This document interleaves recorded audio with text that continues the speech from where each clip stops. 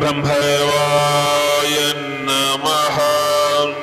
आज आप स्वर्णाकर्षण भैरव मंत्र श्रवण करने वाले हैं।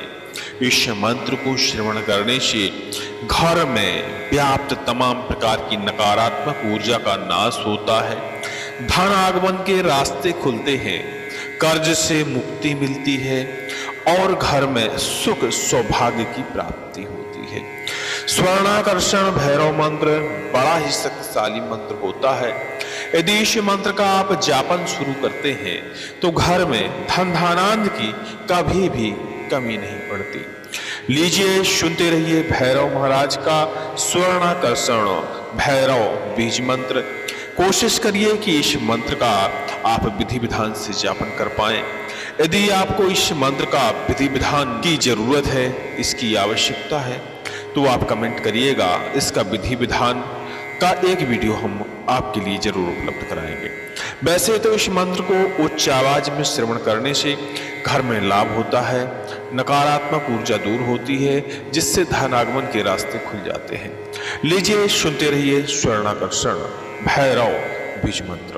ओम ऐं क्लीं क्लीं क्लीं ह्रीं ह्रीं ह्रीं सः वं आपदुद्धरणाय अजामलबद्धाय लोकेश्वराय स्वर्णाकर्षण भैरवाय दारिद्र्य विद्वेषणाय श्री महाभैरवाय नमः। ओम भैरवाय नमः। ओम ऐं क्लीं क्लीं क्लीं ह्रीं ह्रीं ह्रीं सवं आपदुद्धरणाय अजामलबद्धाय लोकेश्वराय स्वर्णाकर्षण भैरवाय मम दारिद्र्य विद्वेषणाय श्री महाभैरवाय नमः। ओम भैरवाय नमः।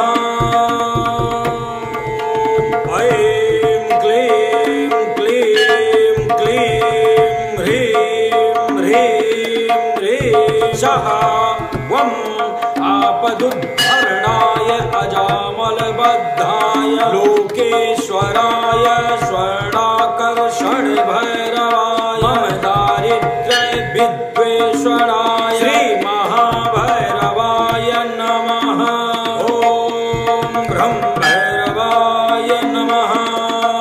ओम ऐं क्लीं क्लीं क्लीं ह्रीं ह्रीं ह्रीं सवं आपदुद्धरणाय अजामलबद्धाय लोकेश्वराय स्वर्णाकर्षण भैरवाय मम दारिद्र्य विद्वेषणाय श्री महाभैरवाय नमः। ओम भैरवाय नमः। ऐं क्लीं क्लीं क्लीं ह्रीं ह्रीं ह्रीं सः वं आपदुद्धरणाय अजामलबद्धाय लोकेश्वराय स्वर्णाकर्षण भैरवाय मम दारिद्र्य विद्वेषणाय श्री महाभैरवाय नमः। ओम भैरवाय नमः। ओम ऐं क्लीं क्लीं क्लीं ह्रीं ह्रीं ह्रीं सवं आपदुद्धरणाय अजामलबद्धाय लोकेश्वराय स्वर्णाकर्षण भैरवाय मम दारिद्र्य विद्वेषणाय श्री महाभैरवाय नमः। ओम भैरवाय नमः। ऐं क्लीं क्लीं क्लीं ह्रीं ह्रीं ह्रीं सः वं आपदुद्धरणाय अजामलबद्धाय लोकेश्वराय स्वर्णाकर्षण भैरवाय मम दारिद्र्य विद्वेषणाय श्री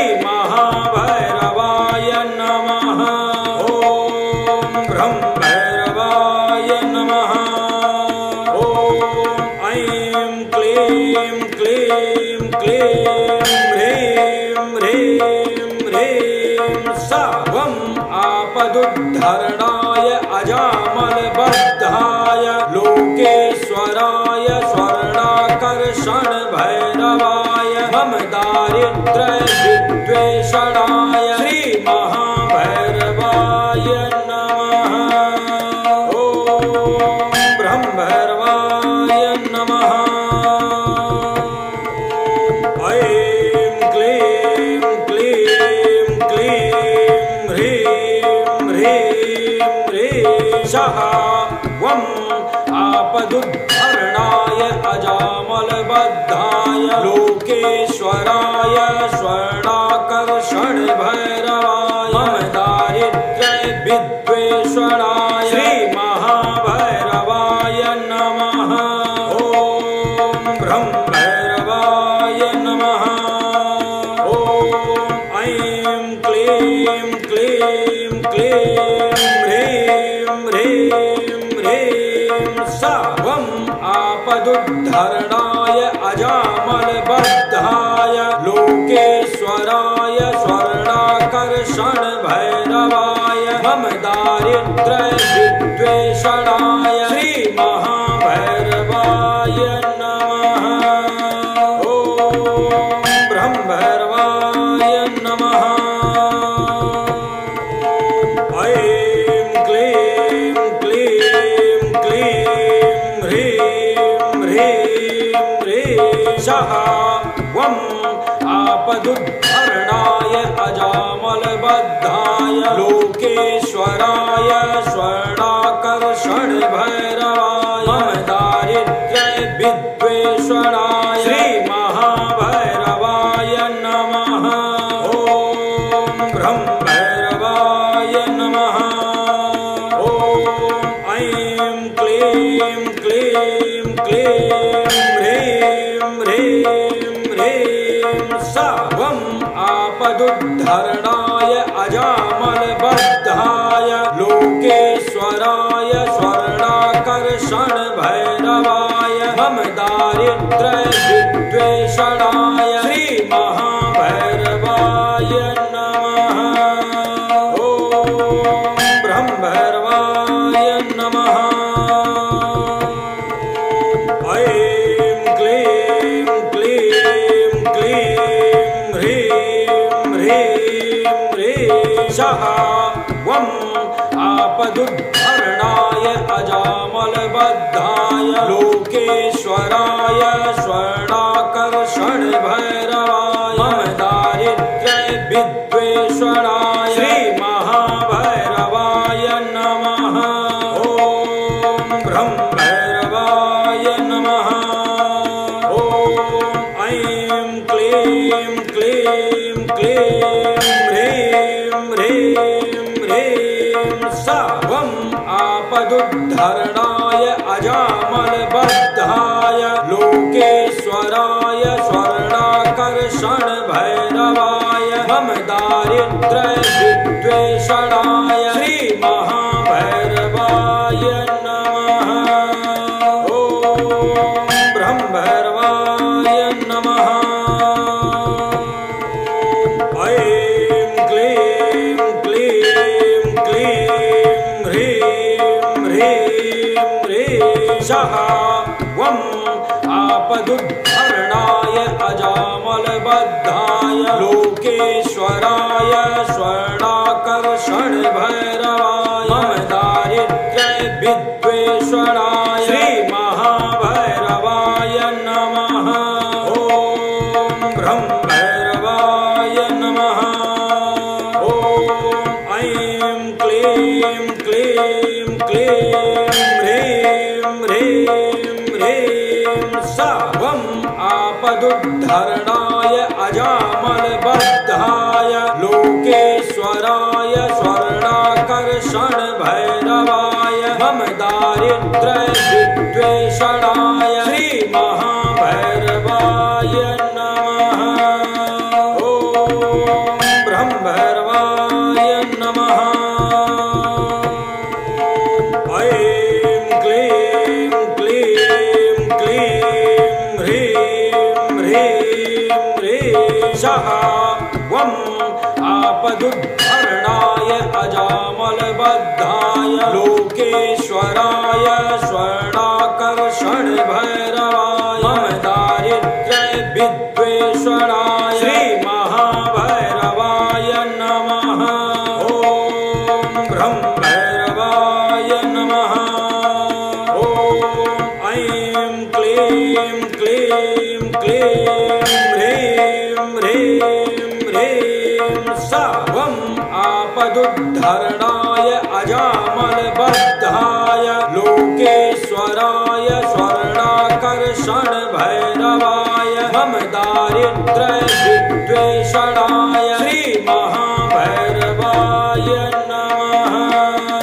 ॐ ब्रह्म भैरवाय नमः।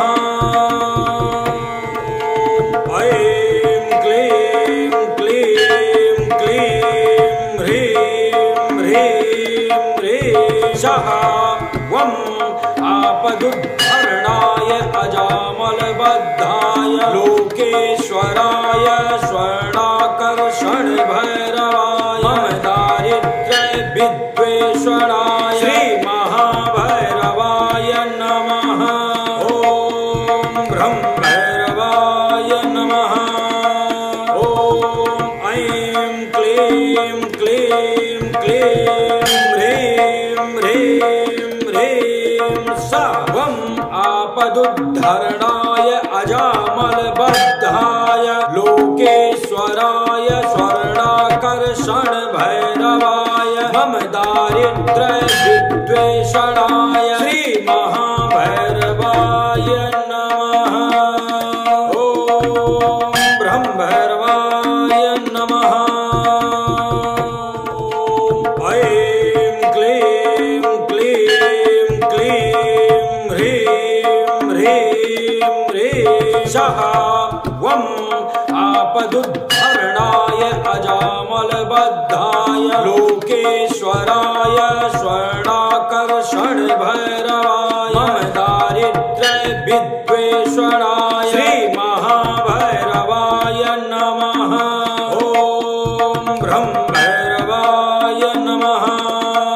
ॐ ऐं क्लीं क्लीं क्लीं ह्रीं ह्रीं ह्रीं सवं आपदुद्धरणाय अजामलबद्धाय लोकेश्वराय स्वर्णाकर्षण भैरवाय मम दारिद्र्य विद्वेषणाय श्री महाभैरवाय नमः। ॐ ब्रह्म भैरवाय नमः। ऐं क्लीं क्लीं क्लीं ह्रीं ह्रीं ह्रीं सः वं आपदुद्धरणाय अजामलबद्धाय लोकेश्वराय स्वर्णाकर्षण भैरवाय मम दारिद्र्य विद्वेषणाय श्री महाभैरवाय नमः। ॐ ब्रह्म भैरवाय नमः। ॐ ऐं क्लीं क्लीं क्लीं ह्रीं ह्रीं ह्रीं सवं आपदुद्धरणाय अजामलबद्धाय लोकेश्वराय स्वर्णाकर्षण भैरवाय मम दारिद्र्य विद्वेषणाय श्री महाभैरवाय नमः। ॐ ब्रह्म भैरवाय नमः। ऐं क्लीं क्लीं क्लीं ह्रीं ह्रीं ह्रीं सः वं आपदुद्धरणाय अजामलबद्धाय लोकेश्वराय स्वर्णाकर्षण भैरवाय मम दारिद्र्य विद्वेषणाय श्री महाभैरवाय नमः। ॐ ब्रह्म भैरवाय नमः। ॐ ऐं क्लीं क्लीं क्लीं ह्रीं ह्रीं ह्रीं सवं आपदुद्धरणाय अजामल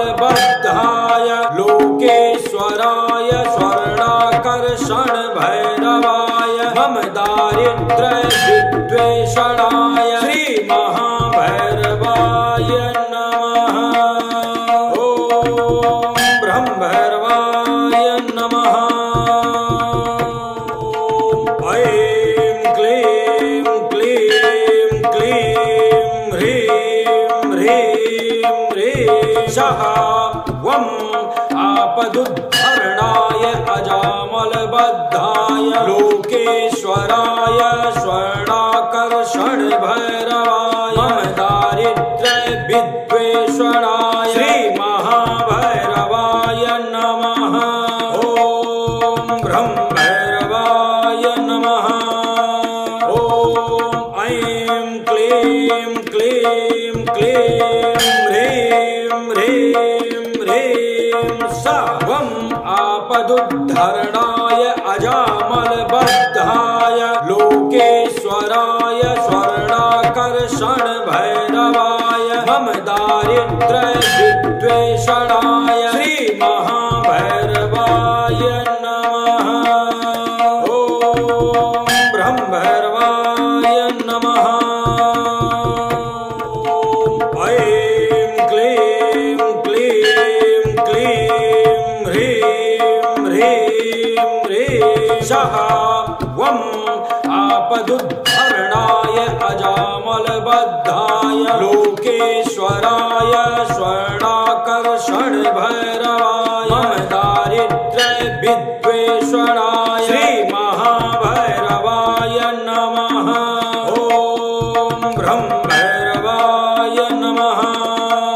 ॐ ऐं क्लीं क्लीं क्लीं ह्रीं ह्रीं ह्रीं सर्वम् आपदुद्धरणाय अजामलबद्धाय लोकेश्वराय स्वर्णाकर्षण भैरवाय मम दारिद्र्य विद्वेषणाय श्री महाभैरवाय नमः। ॐ ब्रह्म भैरवाय नमः। ऐं क्लीं क्लीं क्लीं ह्रीं ह्रीं ह्रीं सः वम् आपदुद्धरणाय अजामलबद्धाय लोकेश्वराय स्वर्णाकर्षण भैरवाय मम दारिद्र्य विद्वेषणाय श्री महाभैरवाय नमः। ॐ ब्रह्म भैरवाय नमः। ॐ ऐं क्लीं क्लीं क्लीं ह्रीं ह्रीं ह्रीं सर्वम् आपदुद्धरणाय अजामलबद्धाय लोकेश्वराय स्वर्णाकर्षण भैरवाय मम दारिद्र्य विद्वेषणाय श्री महाभैरवाय नमः। ॐ ब्रह्म भैरवाय नमः। ऐं क्लीं क्लीं क्लीं ह्रीं ह्रीं ह्रीं सः वम् आपदुद्धरणाय अजामलबद्धाय लोकेश्वराय स्वर्णाकर्षण भैरवाय मम दारिद्र्य विद्वेषणाय श्री महाभैरवाय नमः। ॐ ब्रह्म भैरवाय नमः। ॐ ऐं क्लीं क्लीं क्लीं ह्रीं ह्रीं ह्रीं सर्वम् आपदुद्धरणाय अजामलबद्धाय लोकेश्वराय स्वर्णाकर्षण भैरवाय मम दारिद्र्य विद्वेषणाय श्री महाभैरवाय नमः। ॐ ब्रह्म भैरवाय नमः। ऐं क्लीं क्लीं क्लीं ह्रीं ह्रीं ह्रीं सः वम् आपदुद्धरणाय अजामलबद्धाय लोकेश्वराय स्वर्णाकर्षण भैरवाय मम दारिद्र्य विद्वेषणाय श्री महाभैरवाय नमः। ॐ ब्रह्म भैरवाय नमः। ॐ ऐं क्लीं क्लीं क्लीं ह्रीं ह्रीं ह्रीं सर्वम् आपदुद्धरणाय अजामलबद्धाय लोकेश्वराय स्वर्णाकर्षण भैरवाय मम दारिद्र्य विद्वेषणाय श्री महाभैरवाय नमः। ओम ब्रह्म भैरवाय नमः।